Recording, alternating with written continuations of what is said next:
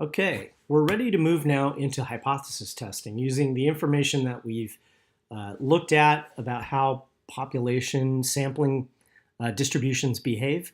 In other words, how when we collect random samples from populations that they tend to put us close to the real population value. Here's what we looked at before in the previous section here is that if we wanted to estimate an unknown population number, give it a mean or a proportion, we were able to take samples and use our knowledge of the normal curve and how large samples will distribute themselves close to the true population number to create intervals that we can be 90%, 95%, 99% confident contain the population parameter, like the mean of a population or the percent of a population. In this section, we're going to use similar logic to test claims or assumptions that have been made about numbers relating to large populations. Before we get too much into it, we want to look at the logic of the process that's foundational in this process that we are using.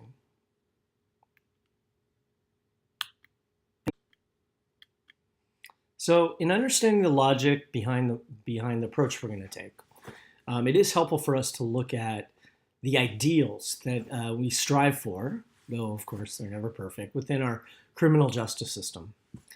For example, when in general a person is accused of a crime and they're brought before a jury, we have this thing called the assumption of innocence until proven guilty.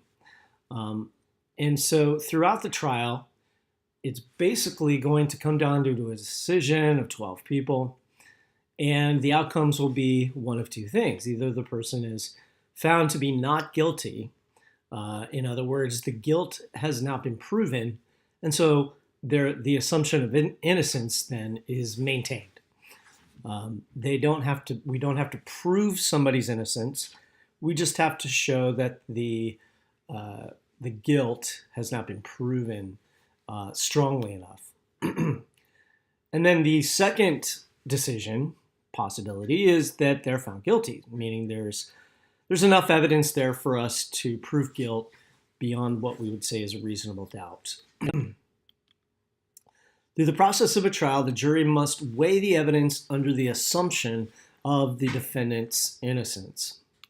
In other words, they must look at the evidence to see if their innocence is probable given the preponderance of what we're seeing in the evidence.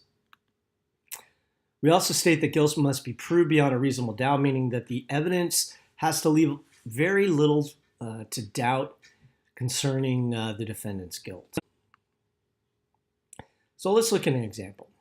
We've got somebody who's being tried for murder of his girlfriend, and the client is pleading not guilty. So you are going to decide, or going to assume whether he or she is, well, in this case, a he, innocent unless the evidence convinces you otherwise. All right, so we start out. The prosecution is going to present the evidence.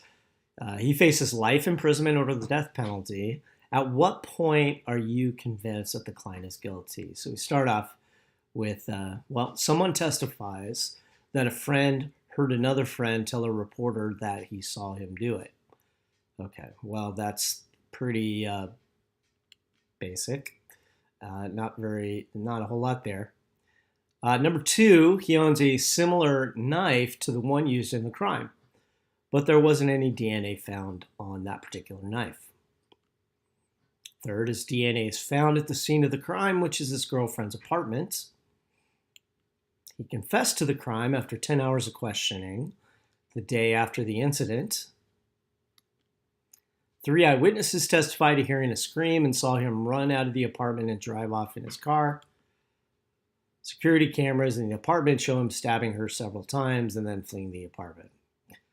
Okay, so as you were hearing the evidence as it was being presented, when we start off, someone testifies that a friend heard another friend tell a reporter that he saw him do it. Okay, maybe you still think he's innocent by like 70%, right?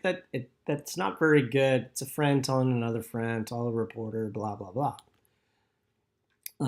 This is, again, what we're thinking here in terms of is the probability of his being not guilty, right? We're seeing whether his innocence can stand up. Okay, second, he owned a knife, and it was similar to the one used in the crime, but there's no DNA. So, okay, well, that's definitely a coincidence that the knife that they're saying was used is similar in makeup and stuff to the type of knife that he owns.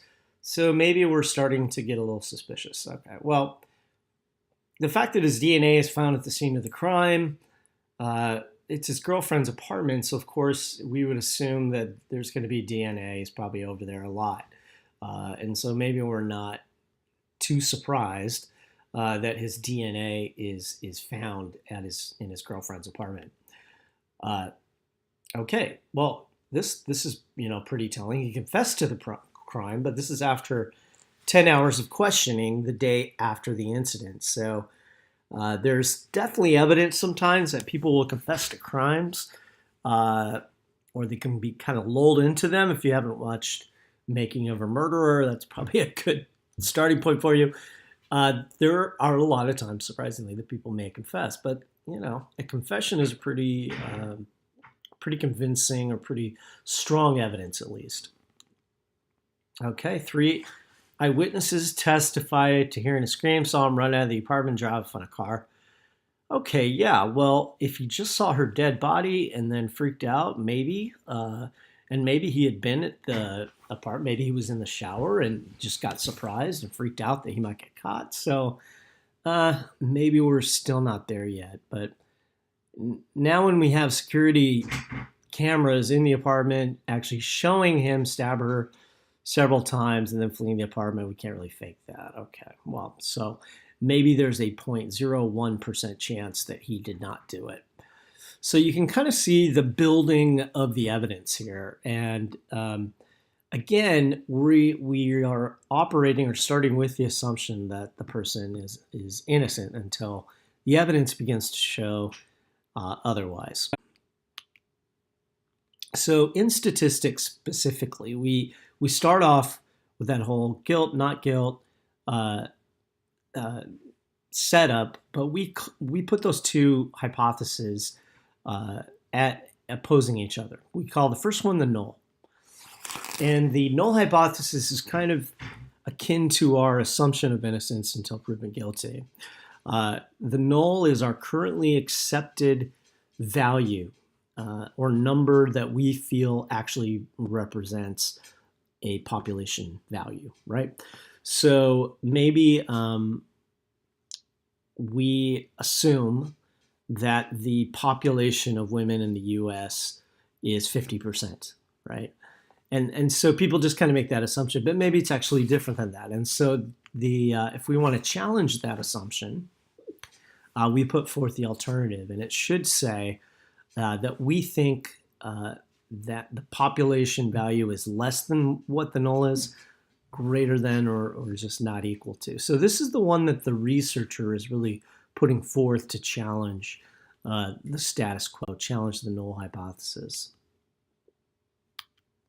All right, so let's take another example here. So if you have a chocolate factory, and let's say the machinery's been all overhauled, but the manager suspects the chocolate bars aren't falling into the 4-ounce average like they should. So before there was this overhaul, we had the machinery working as it did. It's our status quo, that the machinery produces these 4-ounce chocolate bars. But now we have the suspicion, and based on the wording here, we're not really given a direction that the manager feels that is happening with the machinery. In other words, it's not saying whether he thinks it's producing chocolate bars that are too light or too heavy, either below the 4-ounce or above the 4-ounce average weight.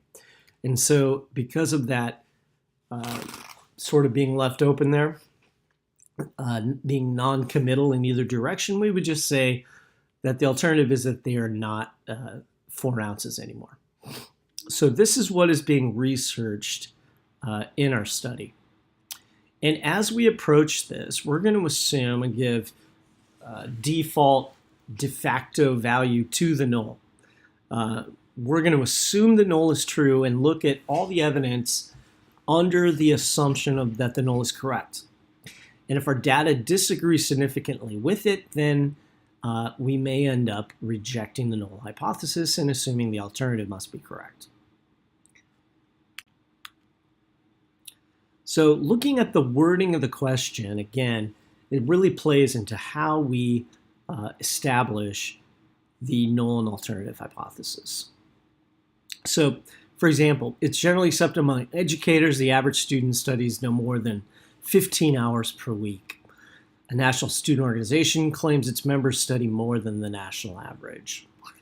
All right, so the number that's under question here is this nationwide number of 15 hours per week.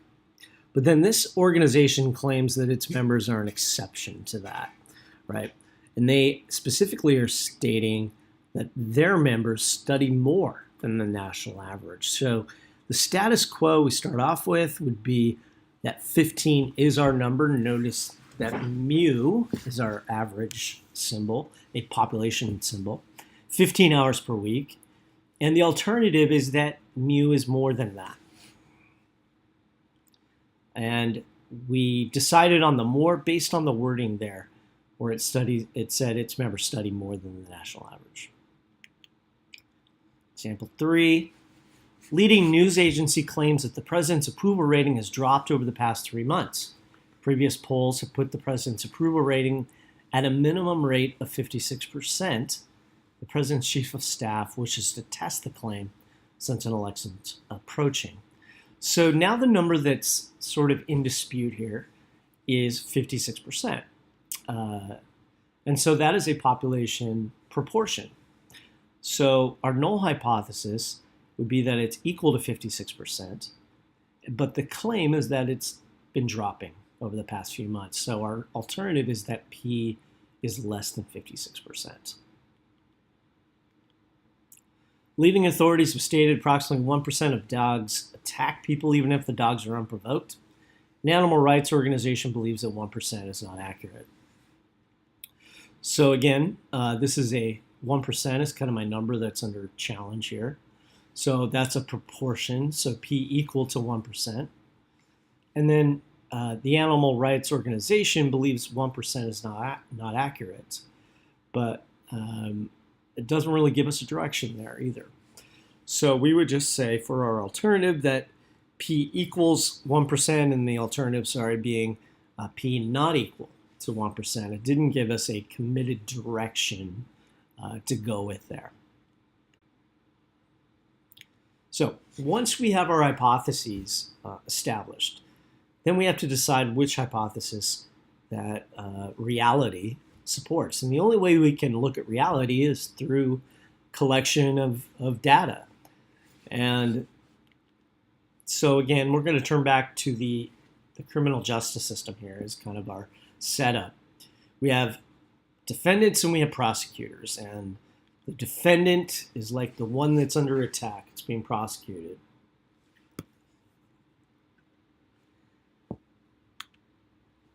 And the prosecutor is the one that's presenting the case against the defendant.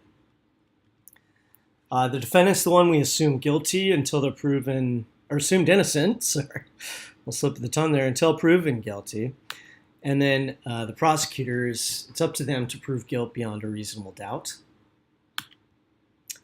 And so my animation went a little off kilter there, but the defendant is like my null hypothesis, the H sub 0, sub O.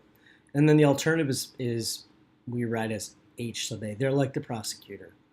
The null is accepted as our status quo, meaning in order to be rejected, we must prove its wrongness or its inaccuracy beyond a reasonable doubt.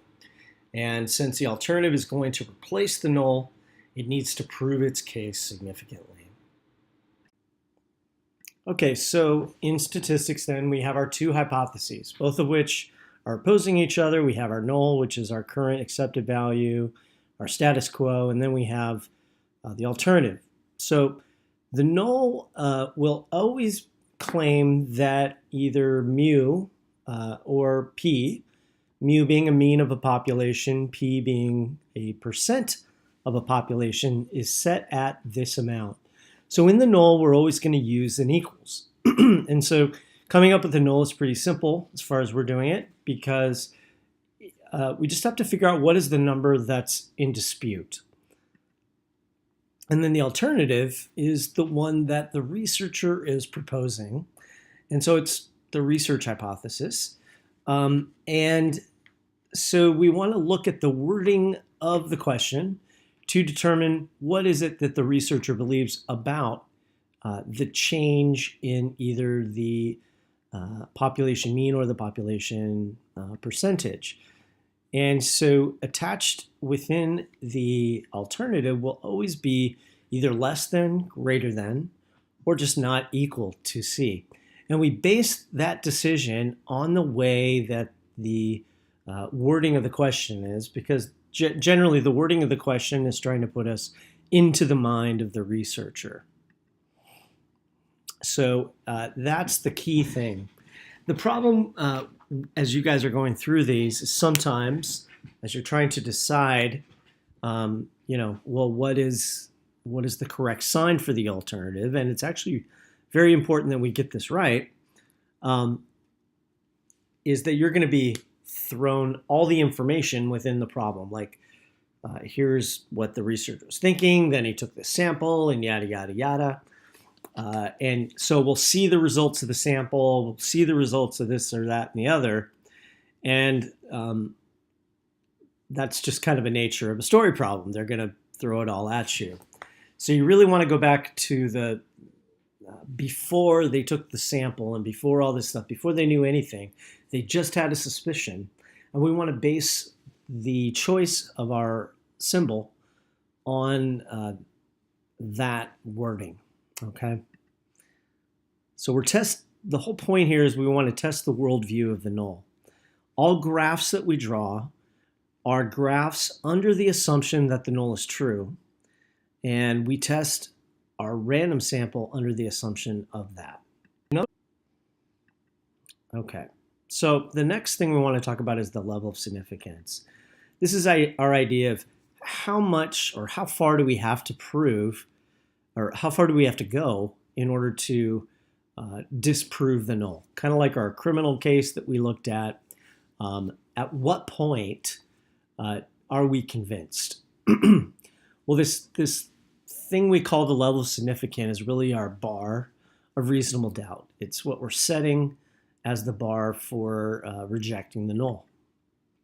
And our goal, of course, is to surpass that bar, right? To go beyond it.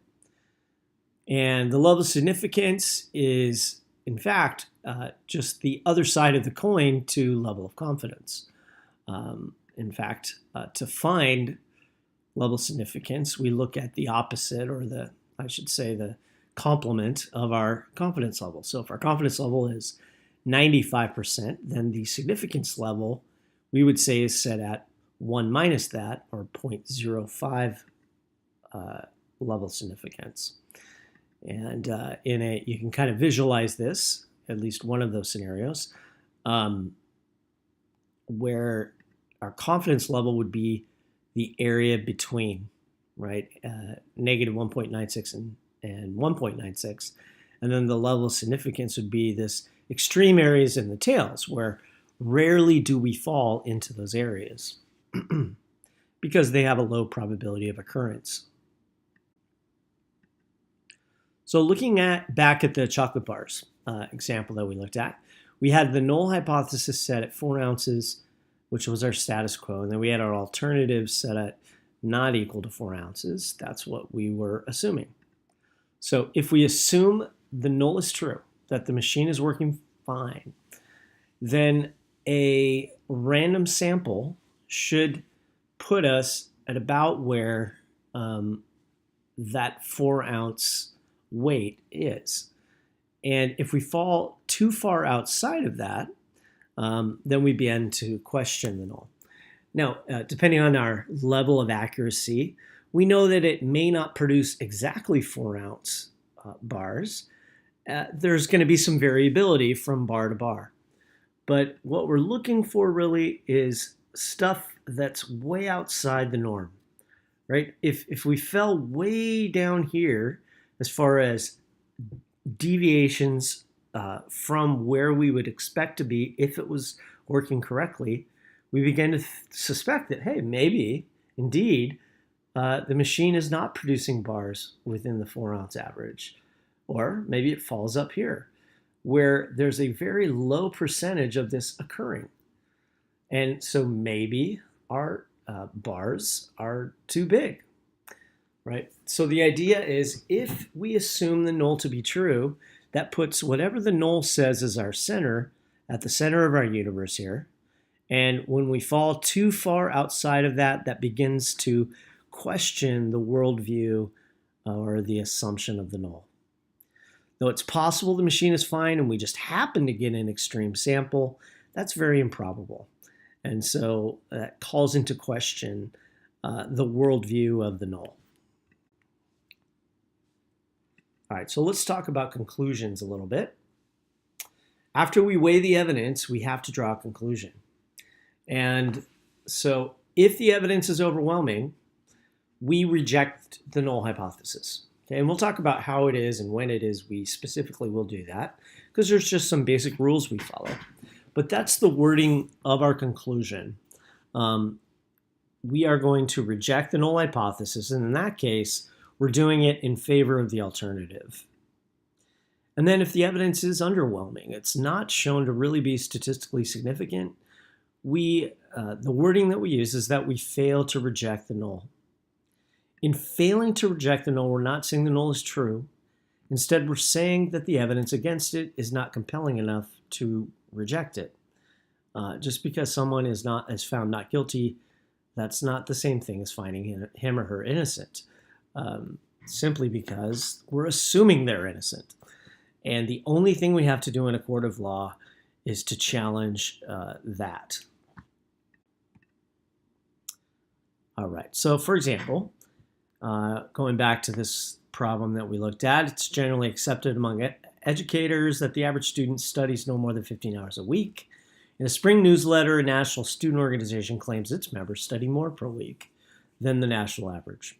After performing a hypothesis test at a 95% level of confidence to evaluate the claim of the organization, the researcher's conclusion is to reject the null hypothesis. So do the researcher's findings support the organization's claim? All right, with that wording, and the wording of these can be a little bit challenging to us. Here were our null and alternative. The national average is about 15 hours a week, and this organization is claiming the average for their group is greater than that. So if we reject the null hypothesis, which of those are we going for? And the answer is, we are supporting the organization's claim that its members study more than the rest of the general population. So the null represents that nothing's different between the organization's members and the general population. In rejecting that, we're supporting the claim of the alternative, that their members study more per week than the national average. Here, the Board of Education for a large school district uses at least 10% as the percentage of high school sophomores considering dropping out of school. A high school counselor in this district claims that this percentage is too high. A hypothesis test is done with significance level at alpha. Alpha is the symbol we use for our significance level. Alpha at 0.02, which would also correspond to a 98% level of confidence. The result is to fail to reject the null hypothesis. So do the findings support the counselor's claim? So the number under question here is the 10% claim, where 10% of the students consider dropping out of school. The counselor believes that this is too high, so he believes it's less than 10%. In failing to reject the null, are the findings of this study supporting the counselor's claim? And the answer is no. Since the results led to failing to reject the null, the data fails to give us enough evidence to reject the Board of Education's original claims that about 10% of high school sophomores consider dropping out of school. Now, this doesn't mean the board is correct, but it just means there's not enough evidence for us to go ahead and reject it. So the wording that we use here, as you can see, is very specific. For the null hypothesis, we either reject the null or we fail to reject it. But we always want to go a little bit further than that. And so here's kind of a template you can use. The first thing that we want to do is to say either we reject or fail to reject the null hypothesis. Simple as that. Reject or fail to reject the null. And then, but there's a second statement we want to make as to the evidence and whether it supports the alternative. So there's either going to be enough evidence to support the alternative or not enough or insufficient evidence to support the alternative. So these should always be given, and our conclusions should always be stated. Your conclusions need to always be stated in terms of the actual problem itself, the context, and everything pertaining to that specific problem. But when we talked about rejecting or failing to reject, that's only in regards to the null, right? Keep that connected to the null. We never talk about rejecting or failing to reject the alternative. What we say about the alternative is whether the evidence supports or does not support. And so you can use this little template here as your way of crafting your conclusions. And again, we are going to look at how we jump to these conclusions, right? But basically, we either reject or fail to reject the null. And always in relation to the null. And secondly, we can say there's sufficient or insufficient evidence to suggest that, and then state our alternative hypothesis in words and context. Notice that I have reject and sufficient both in red. If we are rejecting the null, we are saying there's sufficient evidence to suggest that the alternative is correct. If we're failing to reject the null, that's because there's not enough evidence for us to support the alternative.